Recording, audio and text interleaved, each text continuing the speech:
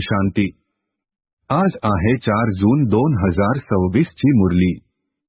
महावाक्य आहे, गोड मुलांनो, तुम्ही पारलौकिक पित्याला यथार्थ रीतीने जाणता, म्हणून तुम्हालाच खरे प्रीतबुद्धी अथवा आस्तिक म्हटले जाईल।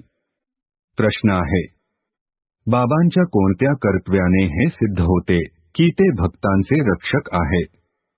उत्तर आहे, सर्व भक्तांना रावणाच्या जेलमधून सोडविणे, इन्सॉल्व्हेंट पासून सॉल्व्हेंट बनविणे, अर्थात पतितापासून पावन बनविणे, हे एका बाबांचेच कर्तव्य आहे। जे जुने भक्त आहेत त्यांना ब्राह्मण बनवून देवता बनविणे, हेच त्यांचे रक्षण करणे आहे।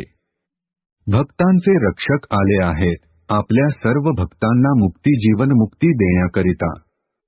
धारणेसाठी मुख्य सारांश आहे, 1.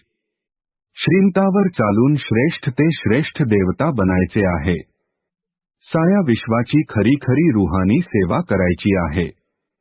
आदि सनातन देवी देवता धर्माच्या स्थापनेमध्ये बाबांचे पूर्णपणे मदतगार बनायचे आहे। 2.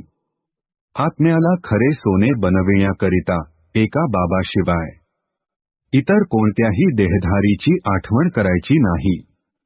पारलौकिक बाबांवर खरेखरे प्रेम करायचे आहे।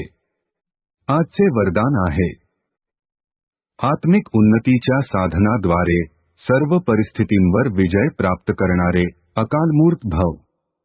स्पष्टीकरण आहे, जसे शरीर निर्वाहासाठी अनेक साधनांचा उपयोग करता, तसे आत्मिक उन्नतीसाठी देखील साधनांचा उपयोग करा। यासाठी नेहमी अकालमूर्त स्थितीमध्ये स्थित होण्याचा अभ्यास करा।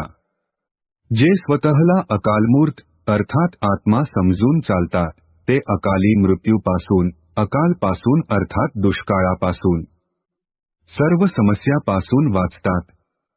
मानसिक चिंता, मानसिक परिस्थितींना दूर करण्याकरिता फक्त आपल्या जुन्या शरीराच्या भानाला नष्ट करत जा। स्लोगन आहे, कोणतीही गोष्ट जो वारंवार फेल करतो, तो फायनल मध्ये फेल होतो। ओम शांती।